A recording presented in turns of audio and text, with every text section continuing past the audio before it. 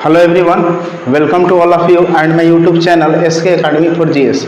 मैं Shiv Shakti Chauhan SK academy for GS में आप सबों का पुनः एक बार फिर से स्वागत करता हूं। आज हम लोग सहकारी संघवाद बनाम प्रतियोगी संघवाद पर विचार विमर्श करेंगे, अर्थात cooperative federalism versus competitive federalism. चूँकि इतना तो तय हो गया कि हमारे संविधान या राज्य व्यवस्था की प्रकृति संघात्मक है और हमारे यहाँ संघवाद है। तो संघवाद का अलग अलग स्वरूप होता है। कई देशों में संघवादी अवधारणा बुनियादी रूप से सहकारिता पर निर्भर करता है और कई देशों में संघवाद की अवधारणा उसके प्रतियोगी होने पर निर्भर करता है। और प्रत्येक देश जब तक सहकारी संघवाद में की अवधारणा से प्रेरित हो जाता है, उसके बाद वह प्रतियोगी संघवाद की तरफ मूव कर जाता है। तो वैसे आपको बताऊं कि हर सहकारी संघवाद में सहकारी संघवाद के लक्षण एवं प्रतियोगी संघवाद दोनों के लक्षण पाए जाते हैं, चाहे वो अलग अलग स्वरूप में हो, अलग अलग राज्यों में हो।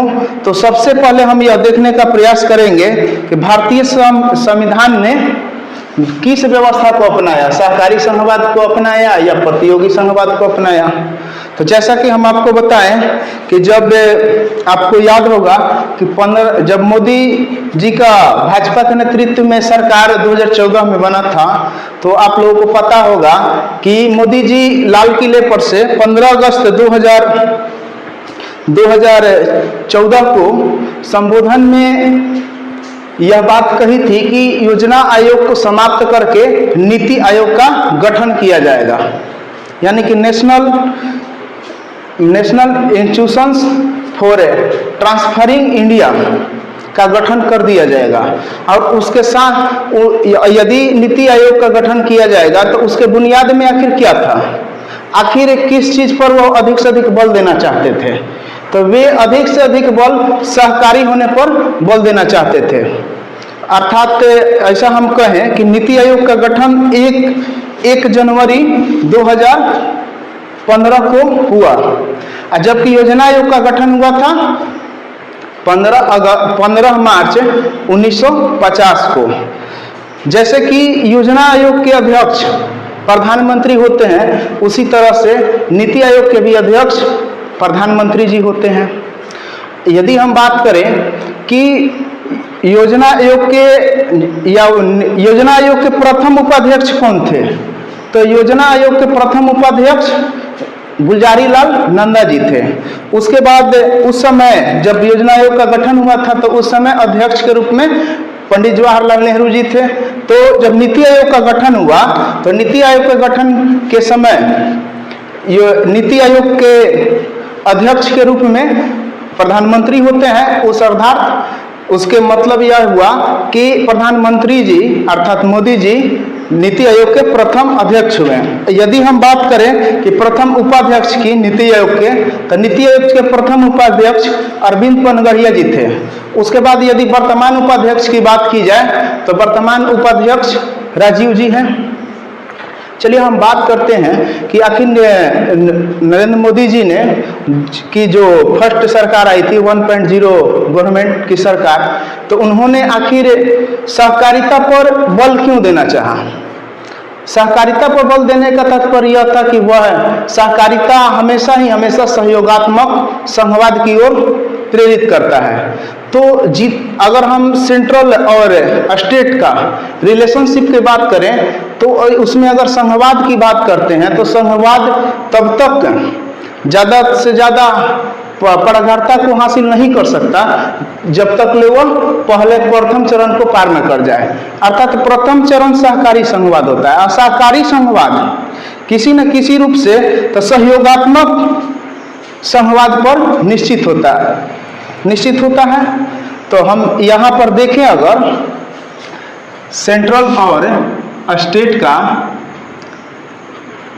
रिलेशनशिप की अगर बात करें तो इसमें जो संघवाद है, संघवाद की अवधारणा की प्रगाढ़ता जो है, प्रगाढ़ता उसके सहकारिता पर निर्भर करता है।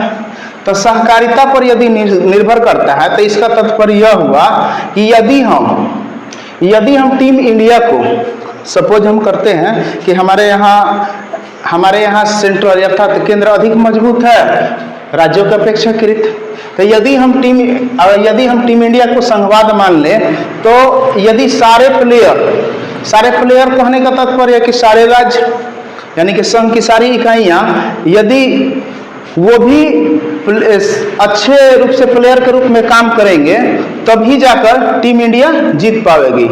तो चलिए हम अब देखते हैं कि इसमें आखिर हम लोग को क्या क्या पढ़ना है। तो फर्स्ट जो 65 यहाँ पर लिखा गया है तो सहकारी संघवाद बनाम प्रतियोगी संघवाद हम पढ़ रहे हैं। तो इसमें 65 जो लिखा है ऊर्ध्वाधर संघवाद बनाम क्षैतिज संघवाद। तो यदि हम अगर सहकारी संघवाद बनाम प्रतियोगी संघवाद को समझना चाहते हैं तो उससे पहले हमको यह जानना होगा कि ऊर्ध्वाधर संघवाद बनाम क्षैतिज संघवाद आखिर होता क्या है। जैसे ऊर्ध्वाधर कहने का मतलब हुआ कि यह है, इसकी रेखाएं क्या होती हैं सीधी, और क्षैतिज का मतलब लेटी हुई रेखाएं होती हैं। तो इसके बाद हम फेसेट 2 का बात करें तो फेसेट 2 हमारा है सहकारी संघवाद बनाम प्रतियोगी संघवाद। यदि कोई भी देश सहकारी संघवाद पर यदि पा लेता है तो उसके बाद वह खुद ब खुद प्रतियोगी संघवाद की तरफ मूव कर जाता है। तीसरा हम फेसेट की बात करें तो सहकारी संघवाद तथा प्रतियोगी संघवाद एक दूसरे से परस्पर भिन्न नहीं है। इसको हम ऐसे भी कह सकते हैं कि सहकारी संघवाद तथा प्रतियोगी संघवाद एक दूसरे के पूरक हैं। यानी कि फेसेट 2 हमारा है, फेसेट 3 में है कि सहकारी संघवाद तथा प्रतियोगी संघवाद एक दूसरे के पूरक हैं। दोनों क्वेश्चन बन सकता है या एक तरह से सोचा जाए तो फेसेट 1, 2, 3 या 4 जो भी लिखा गया है अपने आप में एक क्वेश्चन को प्रोवाइड करता है।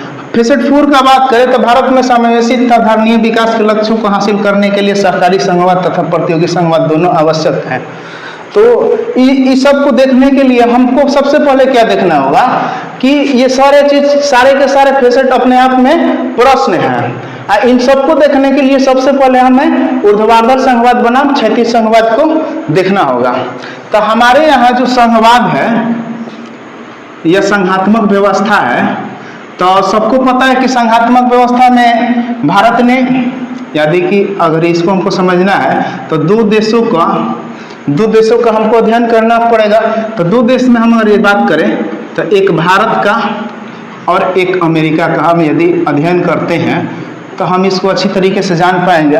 तो भारत में जैसे कि हमको पता है कि भारत कौन सा संघात्मक व्यवस्था को अपनाया है, यूनियन। इंग्लिश और हिंदी दोनों में ही यूनियन लिखा रहता है। यूनियन का मतलब हुआ संघीय व्यवस्था। कौन सी व्यवस्था? संघीय व्यवस्था। और अमेरिका ने जो व्यवस्था अपनाई उसको कहते हैं फेडरेशन अर्थात परिसंघीय व्यवस्था। देखिए अब यहाँ पर हम लोग देख पाते हैं कि यूनियन प्रकार के संघात्मक व्यवस्था में हमेशा सेंट्रल क्या होता है, स्टेट से मजबूत स्थिति में होता है, जैसा कि हम पिछले क्लास में बता चुके हैं। अमेरिका में भी जो व्यवस्था अपनाई जाती है वहाँ पर सेंट्रल और स्टेट यानी कि केंद्र और राज्य दोनों बराबर की स्थिति में हैं। चलिए हम इसको थोड़ा सा और अधिक देखना चाहें तो हम यह कह सकते हैं कि जो सेंट्रल और स्टेट है अमेरिका का यानी केंद्र और राज्य जो है, तो उसमें हम यदि बात करें तो इसको अगर हम 5 बिंदु को लेकर के चलें, ये 5 बिंदु हैं। 5 बिंदु अगर इस अकॉर्डिंग में हैं तो इसको हम क्या बोलेंगे, क्षैतिज। अमेरिका के संदर्भ में हम कह सकते हैं कि सेंट्रल स्टेट के कुछ इस प्रकार हैं, state 1, state 2, state 3, state 4, state 5, state 6, state 7 etc। इस तरीके से हो सकते हैं। और जबकि भारत का यदि हम बात करें तो भारत किस तरीके से हो सकता है, यहाँ पर तो केंद्र मजबूत होगा और जो भी स्टेट होंगे यानी कि state 1, state 2, state 3, state 4, state 5, state 6 या फिर हम स्टेट 7 कहें, तो हम देख पाते हैं किसी न किसी रूप में केंद्र क्या है, राज्यों से मजबूत स्थिति में है। और जब केंद्र राज्यों से मजबूत स्थिति में है, और यहाँ अमेरिका में देख पाते हैं कि केंद्र और राज्य एक दूसरे के किसी न किसी तरीके से बराबर वाली स्थिति में है, तो इसके अनुसार हम यह कह सकते हैं कि क्षैतिज वाली जो अवधारणा होती है वह बिल्कुल लेटी हुई इस तरह की अवधारणा होती है, और ऊर्ध्वाधर वाली जो अवधारणा होती है तो इस तरीके से होती है, इस तरीके से। इसको हम लोग क्या बोलते हैं, ऊर्ध्वाधर बोलते हैं, इंग्लिश में वर्टिकल बोलते हैं, इसको इंग्लिश में हॉरिजॉन्टल बोलते हैं। तो अगर अमेरिका की बात की जाए तो अमेरिका किस तरीके से है, अमेरिका कुछ इस तरीके से है। और यदि सेंट्रल और स्टेट के रिलेशनशिप में हम देख पाते हैं कि अमेरिका इस तरह से है। और भारत का यदि बात करें तो भारत में हम देख पाते हैं कि कुछ इस तरीके का है। तो इस तरीके का है, इसका मतलब यह हुआ कि सेंट्रल और स्टेट के रिलेशनशिप का बात करें तो यहाँ पर ऊर्ध्वाधर प्रकार की होंगी, यानी कि सेंट्रल हमेशा मतलब केंद्र हमेशा मजबूत स्थिति में होंगे। वहीं हम अगर अमेरिका की बात करें तो यहाँ पर कैसे होंगे, क्षैतिज। तो इससे यह तो स्पष्ट हो गया कि यूनियन प्रकार के देश में ऊर्ध्वाधर संघवाद पाए जाते हैं और फेडरेशन प्रकार वाले देश में क्षैतिज संघवाद पाए जाते हैं।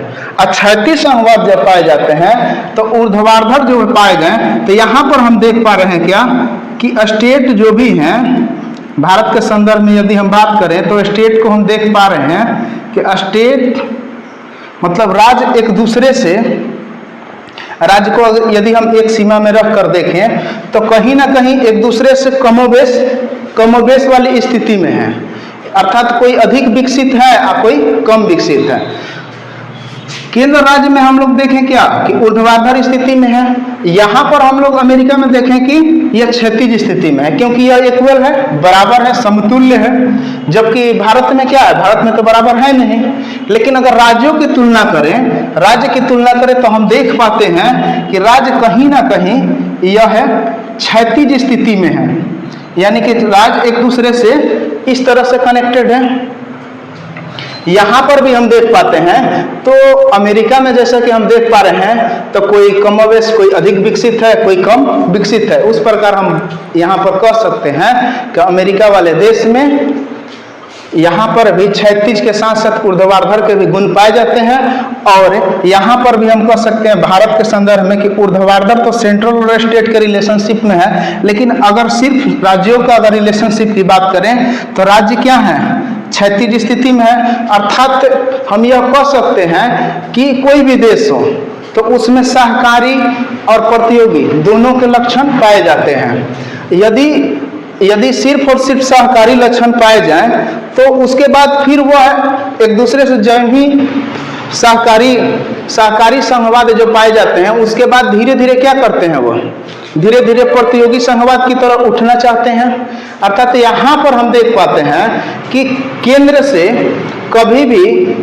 पर कभी भी राज्य निर्भर नहीं रहता है। यहाँ पर हम देख पाते हैं कि हमेशा और हमेशा केंद्र पर राज्य निर्भर रहते हैं। अर्थात भारत के राज्य जो भी हैं केंद्र पर निर्भर रहते हैं, जबकि अमेरिका के राज्य जो भी हैं वे केंद्र पर निर्भर नहीं रहते हैं। क्यों? क्योंकि यहाँ पर सब एक दूसरे से प्रतियोगिता करते हैं या आगे बढ़ने की होड़ लगाते हैं। तो आगे बढ़ने की होड़ लगाने से पहले हमें क्या करना होगा, सभी राज्यों को इक्वल फीडबैक पर आना होगा। अगर सभी राज्य एक दूसरे के समतुल्य आ गए उसके बाद ही ना प्रतियोगी संघवाद की तरफ मूव करेंगे। तो सबसे पहले जो इसी कारण से मोदी जी की जो प्रथम सरकार आई थी 1.0 गवर्नमेंट, तो उन्होंने सबसे पहले किस पर बल दिया था, तो उन्होंने सबसे पहले राज्यों को सहकारी संघवाद की ओर मूव करने पर बल दिया था। हर एक राज्य, भारत के जितने भी राज्य हैं सभी के सभी राज्य सहकारी संघवाद की तरफ मूव कर जाएंगे। तब जाकर के ये क्या होंगे, प्रतियोगी संघवाद की तरफ आगे बढ़ेंगे। उसके लिए क्या करना होगा, केंद्र को दिल खोल करके अधिक से अधिक मदद करना होगा। इसके अलावा भी जो अधिक विकसित राज्य हैं, उन राज्यों को किसी न किसी रूप में, जो कम विकसित राज्य हैं उनको भी उस पर ध्यान देना होगा, और ध्यान दे करके उनको भी धीरे धीरे आगे बढ़ाना होगा।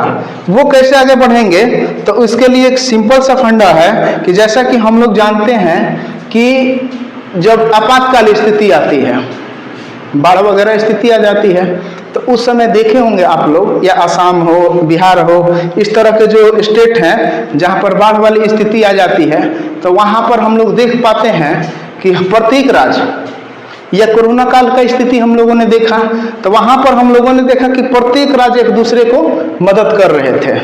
अगर वही कंडीशन में प्रत्येक राज्य एक दूसरे को मदद कर दें, और मदद करने के बाद हर एक राज्य एक दूसरे के युग को इक्वल आ जाए, तब जाके यह आगे बढ़ने की होड़ में आगे निकल जाएंगे। और जब आगे बढ़ने की होड़ में निकलेंगे, तभी जा करके हम लोग प्रतियोगी संघवाद की अवधारणा पर प्रेरित हो पाएंगे।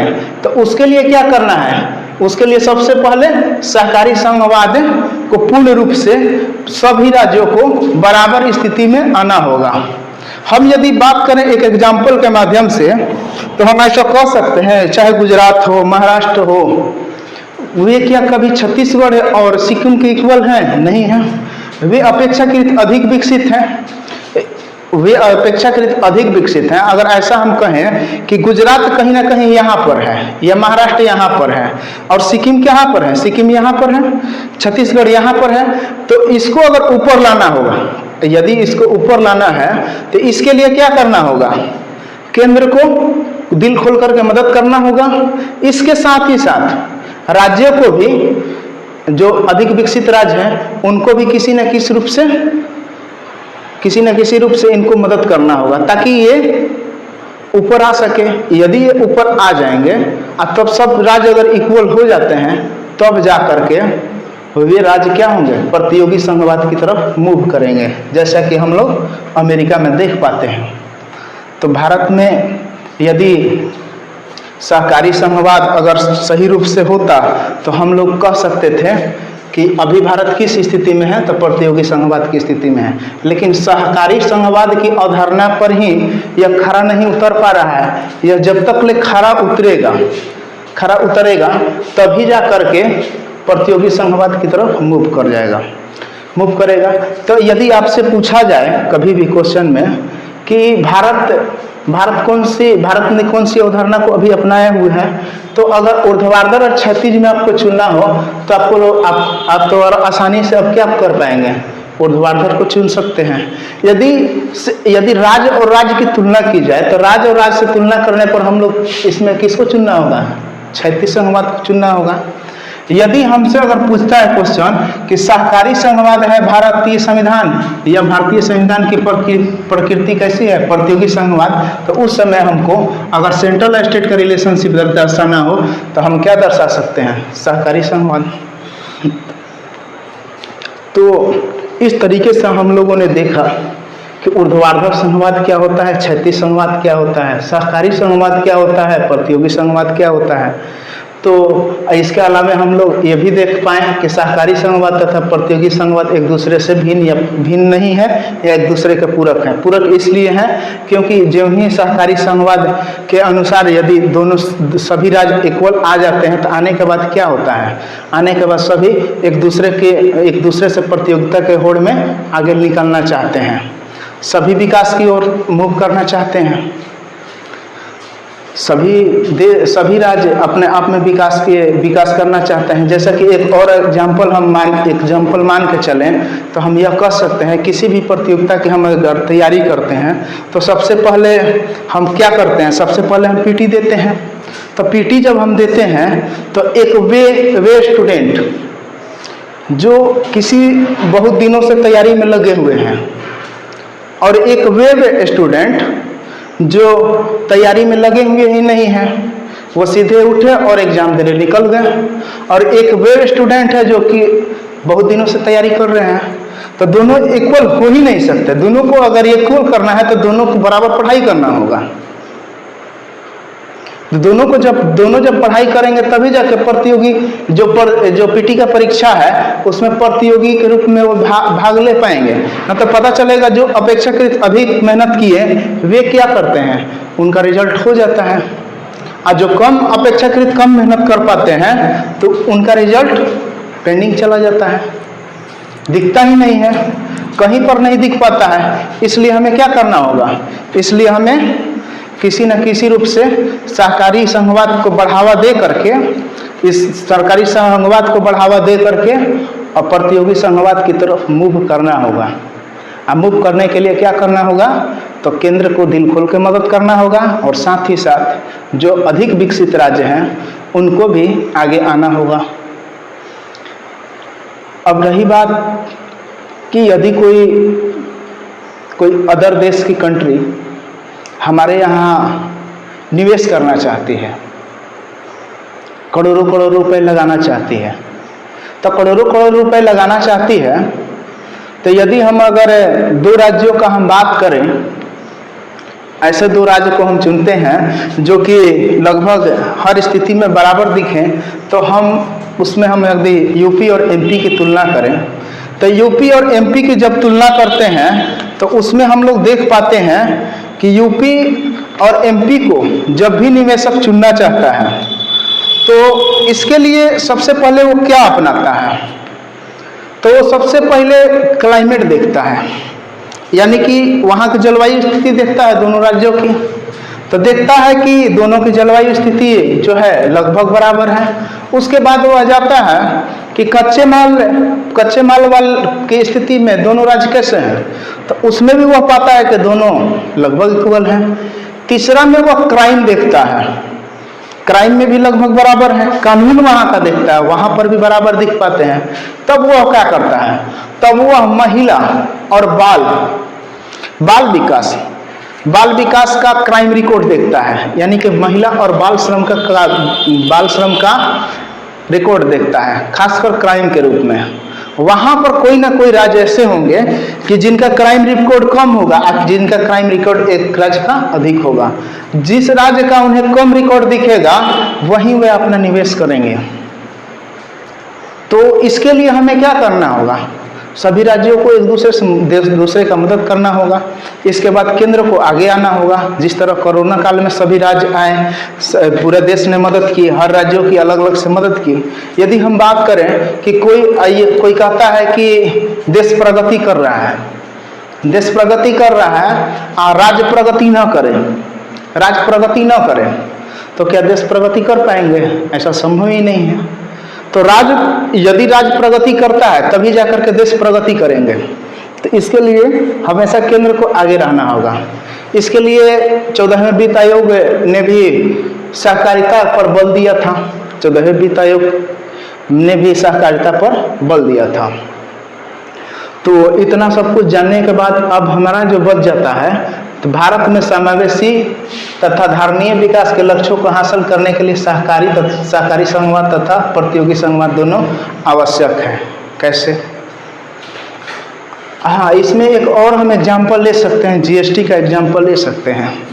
जब जिस समय जीएसटी नहीं था तो जो चाहे कम विकसित राज्य थे या अधिक विकसित राज्य थे, तो अधिक विकसित वाले राज्य को आयात पर भी टैक्स मिल जाता था, निर्यात पर भी टैक्स मिल जाता था। लेकिन जीएसटी आने से, जो सरकार ने जीएसटी लाया, उसको लाने से कम विकसित वाले राज्य को भी लाभ हुआ और अधिक विकसित वाले राज्य को तो थोड़ा बहुत घाटा के साथ लाभ तो हो ही रहा है, लेकिन कम विकसित वाले राज्य को भी किसी न किसी रूप से हम देख पाते हैं उन्हें भी जीएसटी के माध्यम से लाभ हुआ।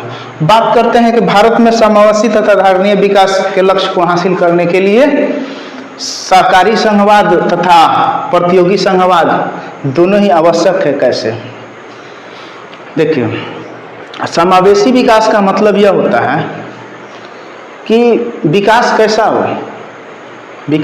हो, तो विकास हर सेक्टर में हो, चाहे वो हेल्थ हो, एडुकेशन हो, सब तरह से विकास हो, उसको हम लोग क्या बोलते हैं? सहकारी विकास कहते हैं। वहीं अगर धारणीय विकास की हम बात करें तो धारणीय विकास में हम ऐसा कह सकते हैं कि आप लोग देख पा रहे हैं कि दिन प्रतिदिन जंगलों की कटाई की जा रही है, पर्यावरण को नुकसान पहुंचाया जा रहा है। अब पर्यावरण को नुकसान पहुंचा करके लोग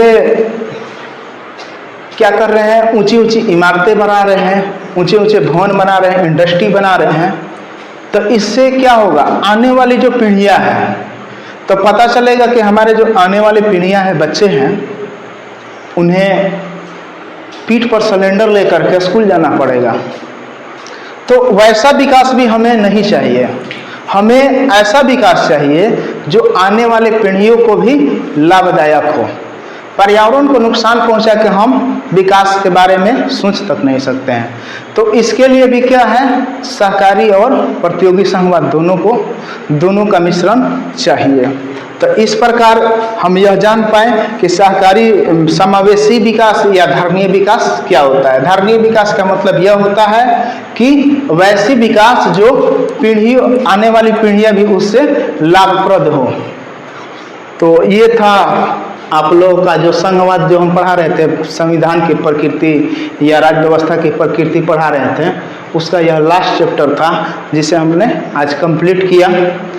और यह भी हम कहना चाहेंगे कि इस चैप्टर को पढ़ाने से लगभग अधिक से अधिक टीचर इस चैप्टर को पढ़ाने से कतराते हैं, क्योंकि यह चैप्टर अपने आप में पेचीदा है। आप देख रहे हैं कभी ऊर्ध्वाधर, कभी क्षैतिज, कभी सहकारी, कभी प्रतियोगी। आप लोग इस वीडियो को पुश कर देखिएगा। आप पुश करके आप फिर वीडियो को रोक कर देख करके इसका नोट्स आराम से बनाइएगा। और इसके बाद जो अब चैप्टर आने वाला है, तो वो चैप्टर आपका एग्जाम के दृष्टिकोण से, खासकर पीटी के दृष्टिकोण से बहुत ही महत्वपूर्ण होने वाला है। तो आगे आने वाला जो चैप्टर होगा वह क्या होगा, भारतीय संविधान की विशेषताएं। उसके बाद हम लोग भारतीय संविधान की विशेषताएं खत्म होते ही हम लोग भारतीय संविधान के इतिहास की जानकारी लेंगे कि भारतीय संविधान का सृजन कैसे हुआ। इस तरीके से हम लोग आगे बढ़ते जाएंगे और सिलेबस खत्म हो जाएगा। और इसी दरमियान हम लोग लगभग ये क्या बोलते हैं, हिस्ट्री भी स्टार्ट कर देंगे। हिस्ट्री भी आपका स्टार्ट हो जाएगा। अभी चूंकि आने वाला है बीपीएससी का एग्ज़ाम, आईएएस थोड़ा अभी दूर है, सिविल सर्विस अभी दूर है, इसलिए अभी आप लोगों का या तो बिहार का इतिहास हो जाएगा या फिर बिहार का भूगोल हो जाएगा। जो चैप्टर आप लोग पढ़ना चाहें कमेंट कीजिएगा, कमेंट के माध्यम से हम देख करके उस चैप्टर को चला देंगे। बिहार का जो इतिहास हो, चाहे बिहार का भूगोल हो, चाहे अर्थव्यवस्था हो, जो हो, तो उसको आप लोग बोलेंगे जैसा, उसके अनुसार उसके पढ़ाई कराई जाएगी। तो आज के लिए बस इतना ही। थैंक यू वेरी मच, धन्यवाद। और इसके साथ ही हम यह कहना चाहेंगे कि आप लोग SK Academy for GS जो आपका चैनल है उसको अधिक से अधिक लाइक कीजिए, शेयर कीजिए और सब्सक्राइब कीजिए। धन्यवाद।